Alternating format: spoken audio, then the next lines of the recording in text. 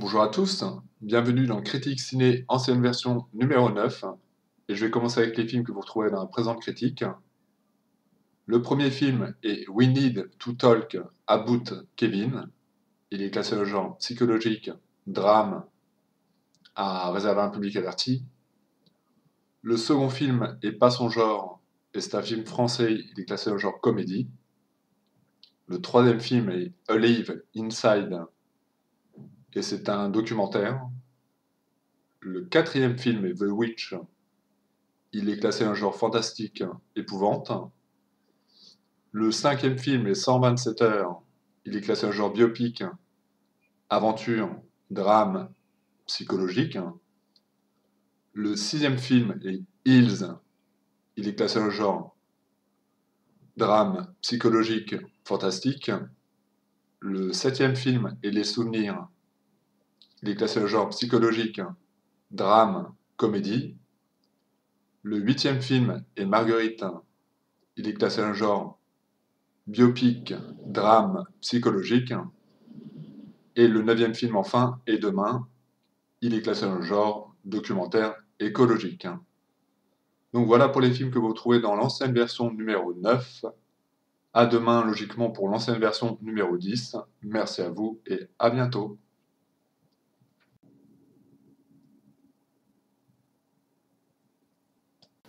Le premier film est We Need to Talk About Kevin. Et de quoi ça parle? Eh bien, il n'est pas simple de parler de ce film parce que c'est un peu comme un puzzle. Et parfois on sera dans le passé, parfois on sera dans le présent, parfois on sera dans un potentiel futur. Mais en gros, ça nous raconte l'histoire d'une jeune femme qui se nomme Eva, qui va avoir son premier enfant, donc elle met de côté sa carrière, sa vie professionnelle, ses ambitions personnelles. On peut imaginer que ce n'est pas que transitoire, que c'est un peu plus important que ça, qu'elle va renoncer à certains projets importants.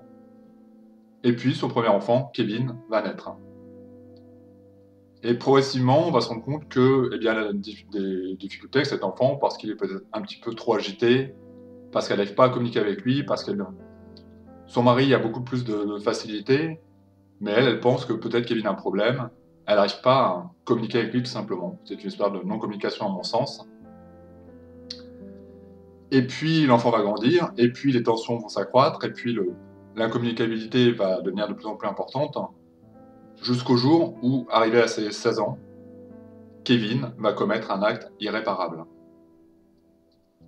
Et c'est alors que nous, en simples spectateurs, on va devoir en quelque sorte résoudre l'enquête, essayer de comprendre pourquoi, qu'est-ce qui aurait pu pousser Kevin à, est-ce que c'est comme ça, est-ce que c'est dans sa nature, est-ce que son éducation a eu un rôle. Enfin bref, comme je vous le disais, il y aura beaucoup de passages dans le présent, dans le futur, de flashbacks, de moments où on ne sait pas vraiment dans quelle période transitoire ou temporaire on est. En tout cas, j'ai adoré ce film. Euh, c'est un très très bon film. Si on était dans les années, je sais pas quelle année, peu importe, je l'aurais mis dans mon top 10. C'est un film qui marque. C'est un film vraiment marquant. Attention au début qui peut être déstabilisant. Quand je l'ai lancé, je me suis dit, qu'est-ce que c'est que cette merde, je vais être honnête. Une scène complètement surréaliste, d'une merde, des espèces de rêve party, ou de partout, enfin je sais pas, il y a des mecs à moitié dénudés, des femmes, il y a de la peinture qui coule du ciel, ok, qu'est-ce que c'est que ce truc? Et finalement, faut passer ce cap. J'ai l'impression que le réalisateur, ou la réalisatrice, en l'occurrence Lynn Ramsey, a voulu beaucoup nous déstabiliser dans ce film, et donc le début est un petit peu déstabilisant, mais passer ce cap, c'est vraiment un film génial. Et contrairement à la bande-annonce, qui semble plutôt indiquer une comédie, c'est pas vraiment un film nécessairement drôle, et je ne pense même pas qu'il est drôle du tout. C'est pas un film tragique, c'est pas un aspect pathos, mais néanmoins, ça parle vraiment d'un sujet grave, et la souffrance de cette mère et de ce gamin, elle est réelle. Donc la bande-annonce laisse penser à une comédie. Pour moi, c'est pas une comédie, hein, pas du tout. Ça peut être trompeur, parce que les gens qui ont vu la bande-annonce se disent, bon voilà, c'est un film un peu léger, la musique elle est sympa. Bah, la musique est trompeuse, hein. Tout ce qu'on voit dans le film n'est pas aussi gai, n'est pas aussi joyeux, et est très loin d'être joyeux et gai. Et je vais passer donc à ma conclusion. Côté verso, We Need to Talk About Kevin a un nom déjà beaucoup trop long en anglais, et c'est un film déstabilisant mais dense. C'est un film qui va vous interroger sur vos croyances. C'est un drame efficace, avec un scénario riche et un casting excellent, mais néanmoins à réserver à un public averti.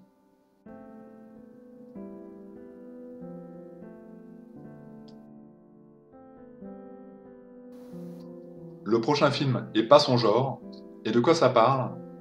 Eh bien, ça parle de Clément, qu'un jeune professeur de philosophie parisien, évidemment ça a une importance dans le scénario, puisqu'il se retrouve affecté à Arras. Donc pour lui, c'est le dépaysement, il est loin de ses habitudes, il est loin de ses amis, il est loin des lieux qu'il fréquente. Et pour occuper son temps libre, pour faire quelque chose de, de son temps de loisir finalement, en dehors des cours qu'il prépare, j'imagine, il va aller, peut-être, en tout cas potentiellement, je ne me rappelle plus vraiment de cette trame de scénario, il va aller dans un salon de coiffure, et là, il va rencontrer une jeune femme qui se nomme Jennifer. Donc c'est une coiffeuse, on est vraiment sur des stéréotypes. Jennifer, la coiffeuse, elle est blonde, vous voyez, on est vraiment sur une espèce de cliché. Sauf que Jennifer, c'est une fille plutôt mignonne, c'est une fille très lumineuse, et j'irais même solaire. Il émane quelque chose d'elle de très bon. Elle est très gentille, elle a une espèce de candeur qu'on ressent très vite, mais en même temps elle est agréable. C'est une fille lumineuse, solaire. Là où elle va, quand elle parle avec les gens, elle donne du bonheur. D'ailleurs, il y a une réplique très intéressante où le philosophe va l'interroger sur le fait d'être coiffeuse. Qu'est-ce qu'on peut ressentir? Évidemment, il y a une espèce de rapport des classes à ce moment-là. Elle va lui répondre que pour elle, coiffer les gens, c'est donner de l'amour, c'est donner de la gentillesse, c'est donner de son temps, et que quand les femmes, ou enfin c'est plutôt des femmes qu'elle coiffe, des femmes âgées, quand elles sortent de son salon, elles se sentent plus belles, plus désirables et mieux dans leur peau, tout simplement. Je pense qu'en tant que philosophe, il voulait avoir la réponse, mais sa réponse à elle, c'est ça, c'est que finalement, même si ça peut sembler être un petit boulot, eh bien pour elle, il est valorisant parce qu'il donne de la valeur aux femmes, et peut-être aux hommes qui peuvent y aller, mais surtout un salon pour les femmes. Mais finalement, en dehors de cette différence, et peut-être lié à ce contexte, du fait qu'il soit seul, qu'il soit dans une grande ville, que c'est une fille plutôt mignonne, voire désirable, eh bien ils vont commencer une liaison. Et c'est là que commence la vraie lutte des classes. Parce que lui, il est prof de philo, il lit Kant, il lit Proust, et elle, eh bien, elle lit les lectures de romans populaires, tout ce qu'on peut trouver dans les kiosques à magazine, Closer, Voici, enfin, ce type de lecture. Elle adore aller au karaoké avec ses copines. Enfin, c'est une fille simple, elle a des bonheurs simples, et va se poser la question alors de est-ce qu'on peut s'aimer lorsqu'on est aussi différent, tout simplement.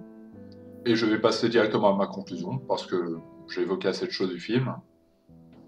Côté verso, Pas son genre, est un film doux amer, qui montre la difficulté de s'aimer quand on vient de deux mondes tellement différents.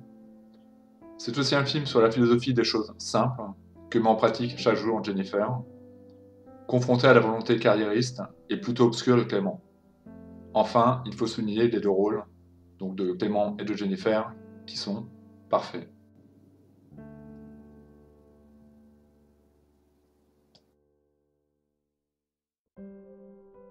Le prochain film est Olive Inside, et c'est un film documentaire. Et de quoi ça parle? Eh bien, ça parle de la maladie d'Alzheimer, mais ça va en parler différemment. On a un travailleur social qui va aller dans les hôpitaux, et qui va avoir une idée comme ça, alors je ne sais pas comment ça lui est venu, peut-être que c'était expliqué dans le documentaire et j'ai oublié cet aspect. En tout cas, il va penser que la musique est un lien important avec la mémoire, et la mémoire est un lien important avec la personne qui a vécu des choses. Et donc, basé sur ce précepte qu'il va expérimenter, au début ça est une hypothèse, ou peut-être que lui-même l'a vécu dans sa famille, il s'est dit ça semble fonctionner, il va démocratiser ça en quelque sorte dans des hôpitaux en Amérique, en amenant des iPods, enfin des baladeurs MP3 tout simplement, à des malades atteints de la maladie d'Alzheimer. On voit dans ce documentaire avant, pendant, après. Avant, on voit des gens perdus dans leur univers, qui ne communiquent plus, les infirmières en font le retour, la famille aussi, enfin voilà, ce sont des gens avec qui il est très difficile d'établir un dialogue.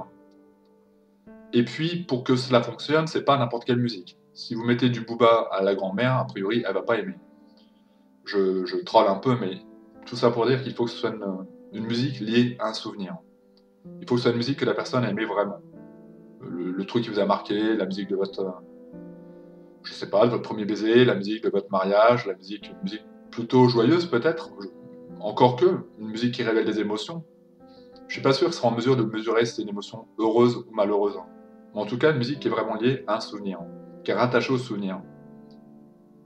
Et là, il y a une renaissance. Et là, on voit des personnes qui étaient dans une forme de mutisme, qui vont commencer à s'exprimer, qui vont dire quelques mots, hein, évidemment, c'est compliqué, ils n'ont pas parlé depuis des années, ils sont plus habitués du tout à communiquer, et même certains danser, se lever, faire une mini-danse, on n'est pas sur une danse rock'n'roll, hein, on n'est pas sur un truc ultra souple, mais pour les infirmiers qui voient ça, pour la famille, c'est un miracle, hein.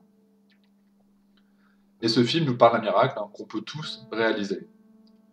Ce film nous parle de la musique, du lien et du rapport qu'on entretient avec la musique, hein, et aussi cette possibilité qu'on a tous, parce que qu'est-ce que ça coûte finalement à quelqu'un qui est comme ça, qui semble dans une forme de mutisme, que de lui apporter de la musique.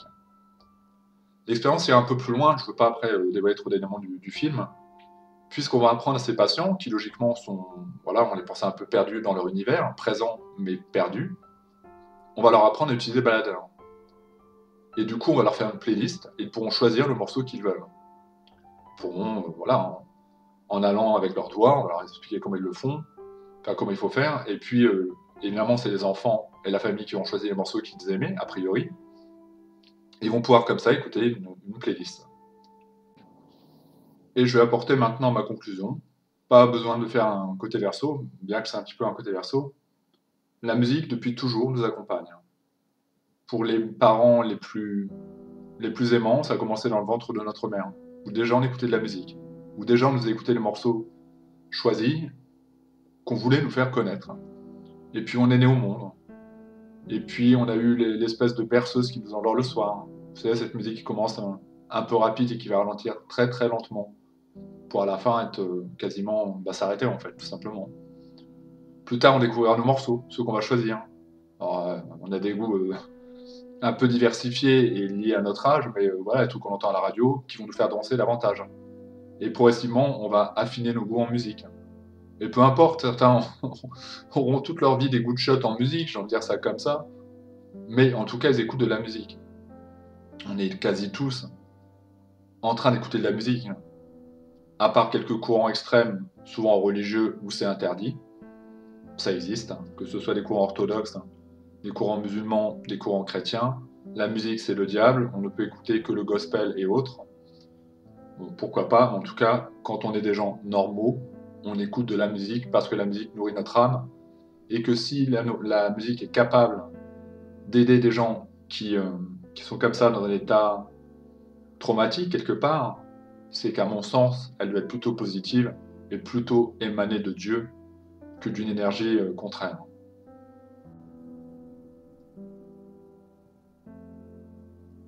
Le prochain film est The Witch, et ça tombe bien, je vous parlais de courants sectaires religieux, et bien ce film va nous parler d'une famille comme ça, de mormons, je ne sais pas vraiment de quoi ils se revendiquent. En tout cas, ils ont décidé d'aller vivre loin de l'Angleterre, loin de la folie des hommes. On les voit partir avec leur petit chariot, ils partent, hein, et ils vont s'établir ailleurs, à la campagne, loin de tout le monde, loin de toute civilisation.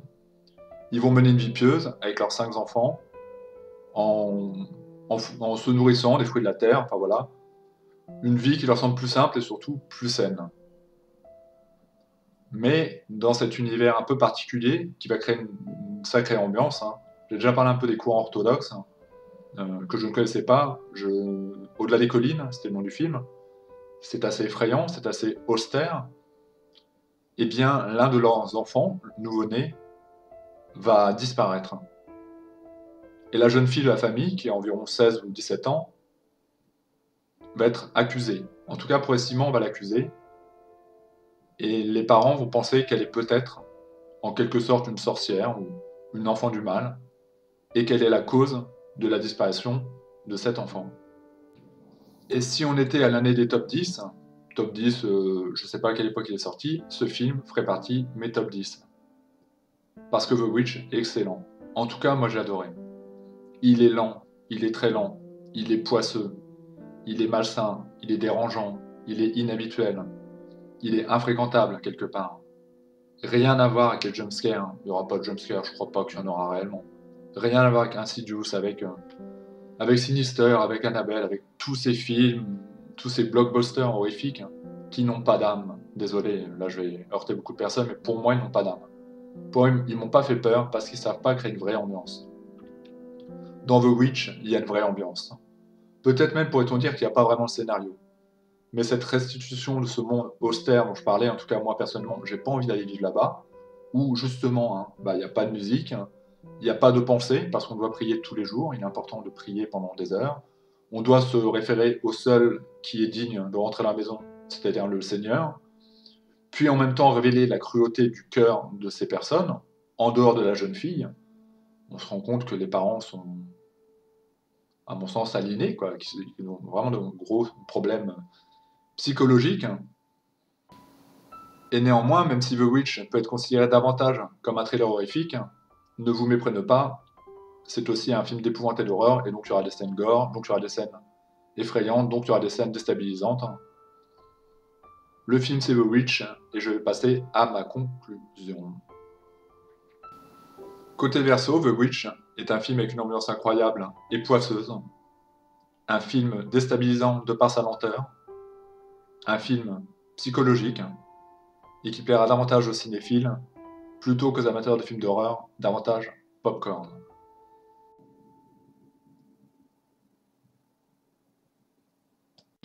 Le prochain film est un film beaucoup plus connu. Néanmoins, avant de connaître un film, on ne le connaît pas. C'est un principe de base. C'est-à-dire qu'un jour, on m'a dit « Tu connais 127 heures ?» J'ai dit non. J'ai regardé le film et j'ai été pris d'une claque monumentale. De quoi ça nous parle? Ça nous parle de l'histoire vraie d'un jeune homme qui s'appelle Aaron Ralston, qui a une passion, c'est la randonnée un peu extrême. Il adore prendre son vélo et puis aller comme ça. Enfin, il fait de la marche, mais du vélo aussi. Il adore aller dans le désert. Il a un super décor, je sais pas où ça se passe, dans les gorges de l'Utah. Il adore comme ça prendre son vélo et puis partir à l'aventure, avec une bouteille d'eau, avec un peu de matériel. Enfin voilà. Sur le chemin, il fait parfois des rencontres. Il devrait peut-être même s'arrêter à ce type de rencontre. Il va rencontrer de jeunes femmes. Il y a tout ce côté aventure, il y a tout ce côté plaisant. Il y a tout ce côté, ça fait penser au printemps, à l'été, puisqu'on est, il fait chaud, qu'il fait beau. Ouais, le film commence comme un grand film d'aventure quelque part. Ça donne envie d'aller dans ces plaines, d'aller découvrir. Évidemment, comme il aime ce sentiment de liberté, évidemment, comme il aime être seul, il ne va prévenir personne. Il part comme ça, c'est ça la liberté, hein, c'est de pouvoir partir sans avoir de personnes à prévenir. Je suis pas sûr qu'ils soient en couple, je ne suis pas, je sais plus vraiment.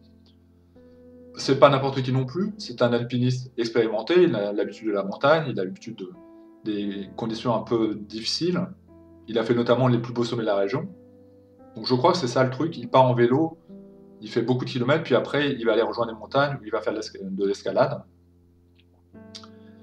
Et au fond d'un canyon reculé, un peu loin de tout, après avoir fait quelques rencontres, comme je disais, où moi je me serais arrêté sur le camp de base avec des jeunes filles et je serais déjà marié et je serais retourné dans la ville, c'est à peu près sûr, hein, vu comment ça se déroule, eh bien lui a plutôt envie de grimper, désolé pour l'allusion salace qui vient s'ajouter à ce que je viens de dire avant, il a plutôt envie de grimper sur un canyon reculé, un rocher énorme, il se dit voilà, moi je vais aller en haut, puisque comme je disais, c'est un alpiniste expérimenté.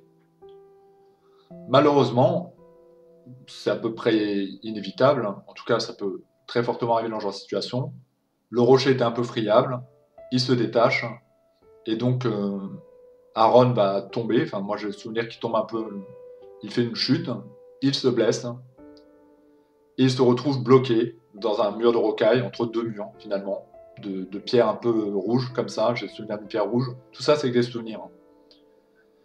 Et il va rester enfermé dans cette espèce de gouffre amer pendant 127 heures. Menacé évidemment eh bien, du froid, parce que dans ces déserts où il fait très chaud la journée, il fait très froid la nuit, de déshydratation, parce qu'il a qu'une petite bouteille d'eau, il n'est même pas sûr qu'elle ait eu la volonté de tomber en même temps que lui. Il est tombé et puis son matériel est parti un peu à droite à gauche, et donc 127 heures va nous parler de ce que va vivre cet homme à l'intérieur de cette bouche féconde. Et je vais apporter ma conclusion, mais avant de le faire, je tiens à prévenir que ce film n'est pas fait pour tout public et qu'il y a des scènes qui peuvent heurter la sensibilité des plus jeunes spectateurs et même des plus sensibles en règle générale.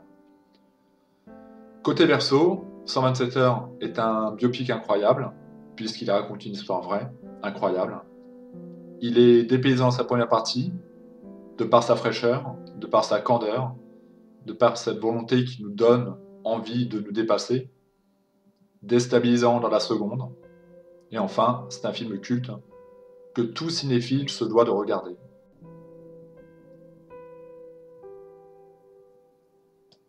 Le prochain film est Hills, et la bande-annonce sera en dessous parce qu'il y a différents Hill. Il y a Hill est revenu, il y a Hill le clown. Donc voilà, la bande-annonce de ce film présent sera en dessous.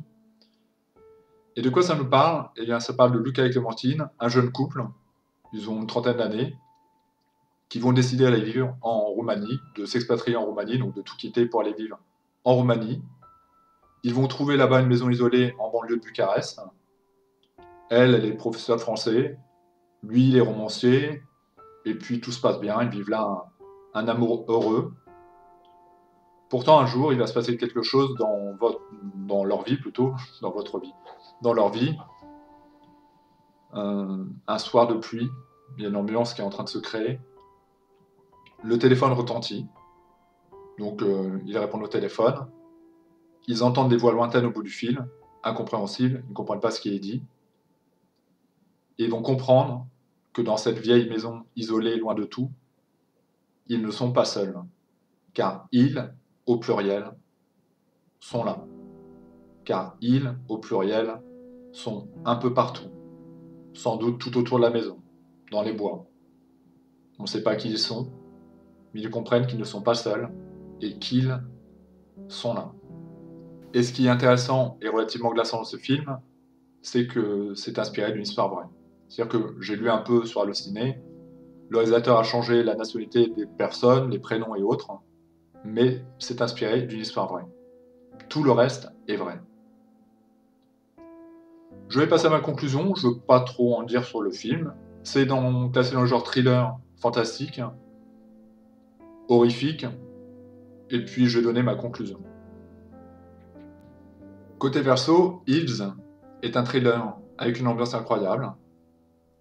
Le renouveau du film de peur, il est inhabituel et loin des clichés du genre. De plus, c'est un film français de genre, c'est ce qu'on appelle les films de genre, et qu'il faut soutenir le cinéma français qui ose prendre des risques, et donc proposer du cinéma d'auteur et des films de genre dans la catégorie fantastique, thriller.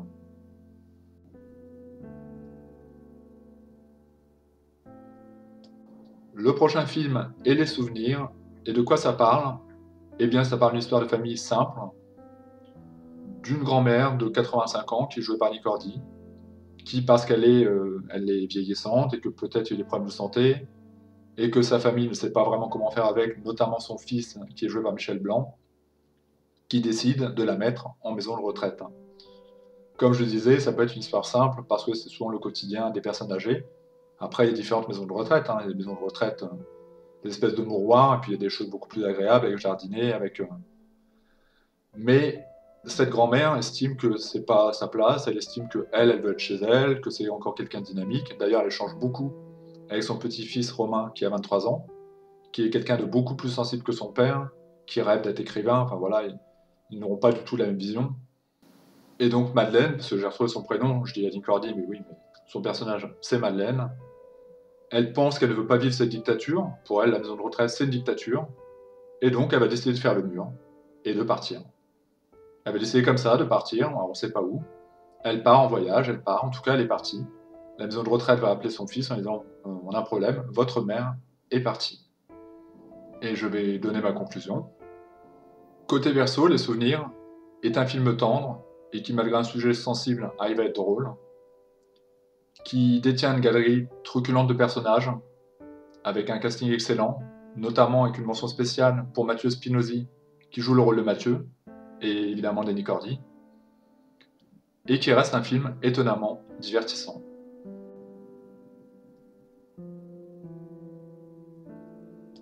Le prochain film est Marguerite, et c'est un faux biopic, puisque c'est une histoire vraie.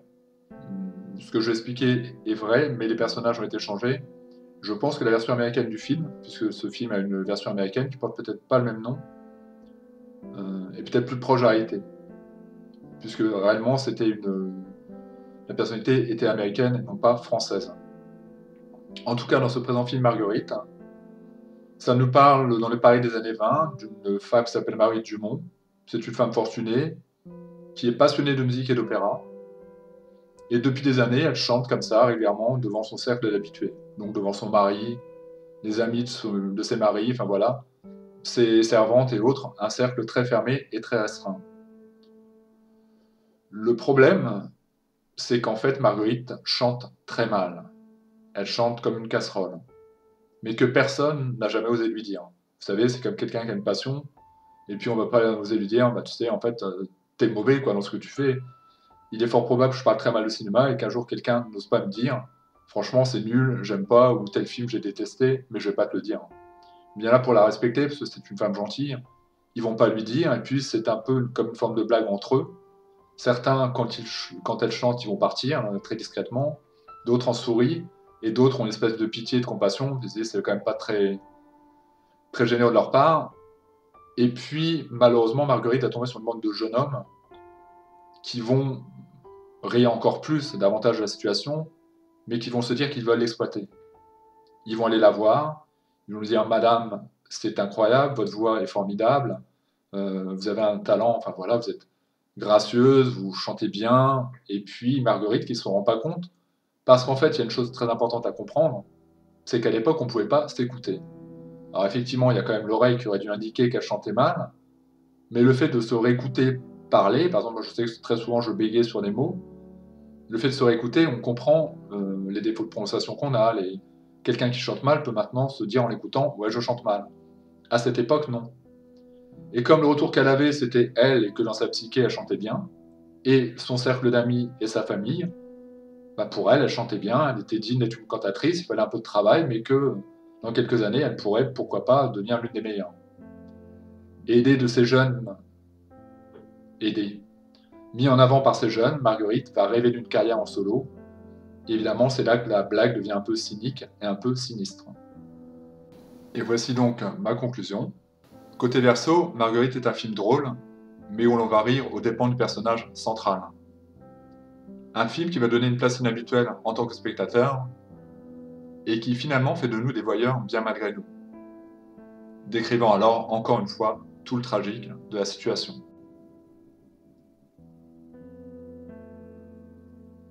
Le prochain film est demain, et je partais avec plein d'a priori sur ce film, parce que c'est un documentaire, parce qu'il est commandité par Mélanie Laurent, par Cyril Dion, par Jérémy Elfkin. Alors eux, je ne les connais pas personnellement, Mélanie Laurent, je connais l'actrice. Et je me suis dit que c'était un film pour Bobo, que c'était un film qui allait nous culpabiliser tout en nous donnant bonne conscience, ou en tout cas pour les gens qui ont rasé le film. Et finalement, c'est plus intelligent que ça. Ce sont trois jeunes personnes, des trentenaires, qui se posent des questions pour l'avenir de leurs enfants, un petit peu à tous les niveaux, au niveau écologique, de ce qu'on mange, au niveau économique, de comment ça se passe, au niveau même, pourquoi pas, de la peur des guerres. C'est tout à fait normal d'avoir toutes ces peurs quand on est un parent. Et plutôt que de dramatiser et de s'inquiéter et d'être dans une vision pessimiste de la vie, eh bien, ils vont aller dans le monde, rencontrer des endroits là où ça va bien. Ils vont traverser de nombreux pays pour voir qu'est-ce qu'on peut proposer comme autre économie, comme autre réflexion sur le monde de demain. Je ne me rappelle pas de tout ce qui est proposé, mais par exemple, en Hollande, on pourrait citer le fait qu'ils se déplacent en vélo pour l'écologie. On pourrait citer qu'il y a un pays, je ne sais plus lequel, où ils enseignent aux enfants la méditation pour aller mieux, pour éviter peut-être plus tard de prendre des antidépresseurs. Enfin, que de par le monde, il y a de nombreuses solutions qui sont proposées. On pourrait penser aussi à la Suisse, avec le référendum d'initiative citoyenne si cher aux Gilets jaunes, mais qui est quand même dans l'ensemble une bonne mesure. En tout cas, il faut y réfléchir. Qu'ailleurs, on peut penser autrement le monde. Et du coup, ils vont aller filmer eh bien, ces propositions. Alors, on ira un petit peu partout. Hein. Je crois qu'on ira même en France dans un premier temps. On verra la permaculture, les nouvelles formes d'agriculture, la réflexion sur dans mes souvenirs, pourquoi pas la reconnaissance du monde animal, tout ce qu'on pourrait faire pour que le monde aille mieux pour leurs futurs enfants. Il faut noter que le film dure 2 heures, presque, enfin 1h58, hein, à 2 minutes près, vous auriez quand même pu faire un film de 2 heures. Mais c'est intéressant, demain. Je ne vais pas en parler beaucoup plus, parce que finalement c'est ça, hein, c'est trois jeunes gens qui se posent des questions sur l'avenir, sur leur progéniture, ils veulent qu'ils aient une vie meilleure qu'eux, ils ont peur de ce qu'ils voient dans le monde actuel, ils savent qu'ils sont d'une génération qu'on dit sacrifiée, ils savent qu'on a mangé beaucoup trop de pesticides, et que donc ils veulent réfléchir autrement, ils vont prendre la caméra, et puis comme ils ont les moyens de le faire, ils vont aller filmer autour du monde. Et je vais passer à ma conclusion, parce que je suis pas très doué pour parler de ce type de film, parce que c'est pas le contenu qui me plaît vraiment. Néanmoins, quand je l'ai vu, ça m'a pas déplu. J'en ai parlé à l'ami qui me l'avait conseillé, je lui ai dit bah écoute, étonnamment j'ai bien aimé. C'était pas trop moralisateur, c'était plutôt plein d'espoir, ça ouvrait des portes, hein. On n'est pas sûr qu'on pourra adapter tel ou tel mode de vie, mais en tout cas on voit qu'ailleurs, des gens y ont pensé. Et donc je vais passer à ma conclusion pour ce film documentaire de Mélanie Laurent. Côté verso, Demain est un documentaire finalement plein d'espoir et pas réellement moralisateur, qui montre que dans chaque domaine, il y a une autre façon de percevoir les choses et que donc tout est possible, ou que tout reste encore possible. Et ça fait de ce film un road movie écologique, humaniste, que tout futur parent devrait regarder.